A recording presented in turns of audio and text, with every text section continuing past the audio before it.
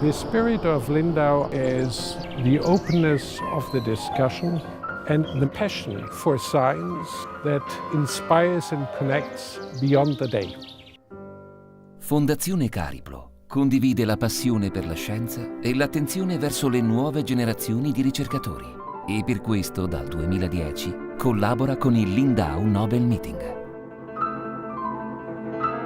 In un piccolo paese sul lago di Costanza, in Germania, da oltre 60 anni si tengono degli incontri molto speciali. Molti premi Nobel partecipano al Lindau Nobel Meeting. The universe starts with this period we call inflation. Vengono per confrontarsi, discutere, teorizzare e soprattutto per incontrare le nuove generazioni di scienziati.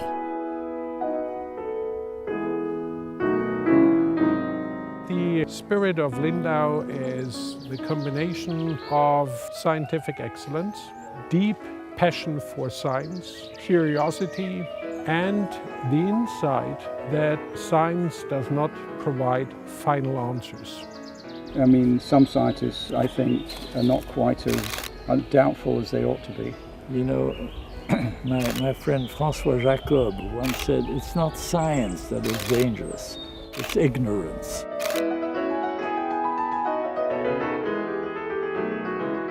After the Second World War, the Germans had been isolated for quite some time. So two doctors here in Lindau, in this medieval town, which is behind me, they decided they wanted to invite some Nobel laureates in physiology or medicine to come here and to tell them what had happened during the war. They approached the Count Lennart Bernadotte from the Swedish royal family, and together they actually managed to get some money, to get the town to help them, and in 1951 there was the first meeting. And then this brilliant idea came up.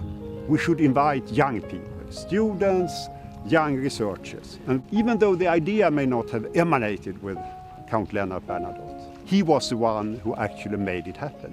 He organized the 1954 meeting, which was the first one where really hundreds of students were present. There was an atmosphere that was very special here that allowed for not only a scientific meeting but also for human encounters.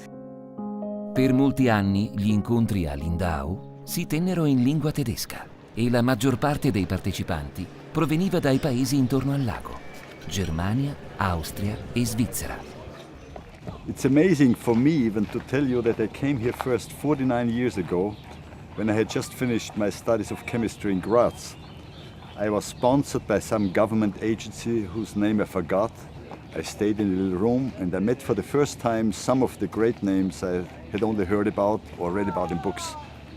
And they actually drank a glass of beer with me, shook hands with me and discussed the science with me. I'll never forget this experience.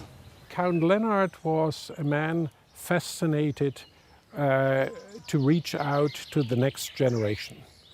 And this is how we met and how we forged a bond, if you wish.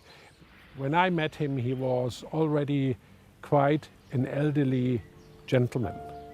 And he was always in a very, very warm spirit. And the best thing I recall is to see the radiance of his smile when we started reaching out internationally. When the laureates said, we are very, very happy that this is now turning into a very international meeting. La famiglia Bernadotte continua a sostenere i meeting attraverso la figlia del conte Leonard, la contessa Bettina. Countess Bettina is combining the best of both of her parents. The independence of thought and the vision of her father and the warmth of him and the perseverance of her mother.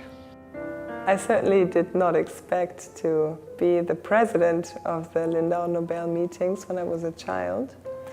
But it was from the beginning on very interesting to meet the laureates. We used to be there whenever possible as children and used to sit there during lunch, pouring water from one glass to another through small tubes and trying the experiments you can do at a lunch table. It was very nice to grow into that meeting and to see the dialogue between these young people and the laureates. And it felt, in the end, quite natural that this should happen, that I should take over the presidency from my mother. I know of no other event where so many people give so freely of their time, so many people come together with so much enthusiasm, and not least, so many donors, commercial organizations, foundations, put so much money into it and expect nothing whatsoever in return. The beginning was always very simple. Look at this Shimamura that was diving in the waters in the night, and because of the UV found this jellyfish that is shining. And now everybody in the audience yesterday raised their hand to say, yes, we do use GFP. It started from nothing, from an observation of somebody. Hearing people like John Mather talk about the future of the cosmos, or David Gross talk about, is space-time quantized and this is going to explain the unification of force. I mean, this is just such romantic, wonderful stuff. I love it. There's an amazing story of Charlie Towns, who was developing the maser. When he was doing this, 2 Nobel Prize winners came in and told him, it won't work, you know it won't work, you're using up the departmental money. And he said, basically, I was already an associate professor, so I knew they couldn't fire me. And I sort of went on and did it. And of course, we have everything around us, lasers, masers, and things of this nature. So the advice from that is don't listen to Nobel Prize winners.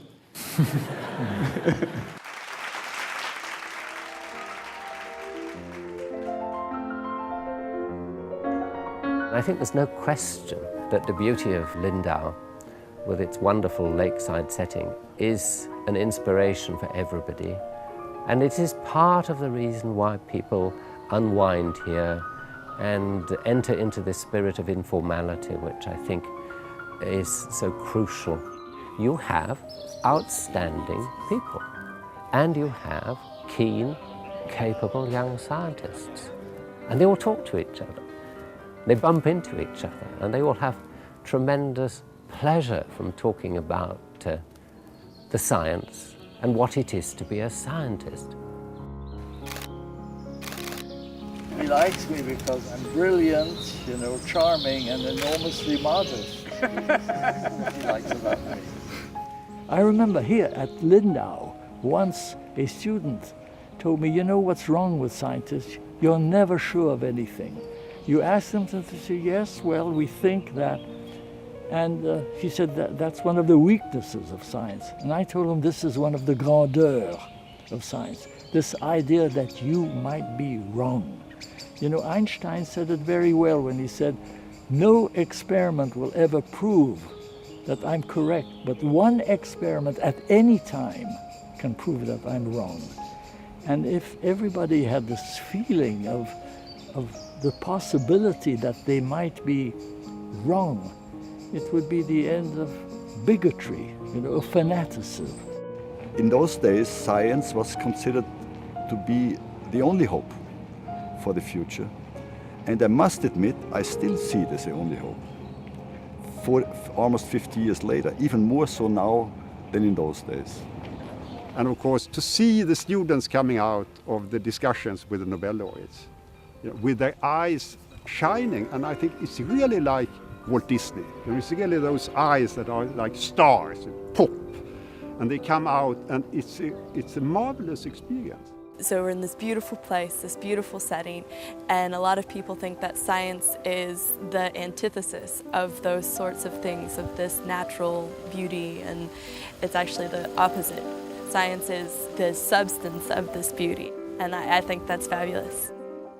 How many times in a lifetime of a student does he have an opportunity to meet 20, 30, 40, 50 Nobel laureates and just to knock on their doors, to bump into them in the dining room, to sit with them over dinner and to ask them whatever is on their heart. I mean, this was my dream as a kid, and here all of a sudden you can see that the Lindau Foundation can make this dream true.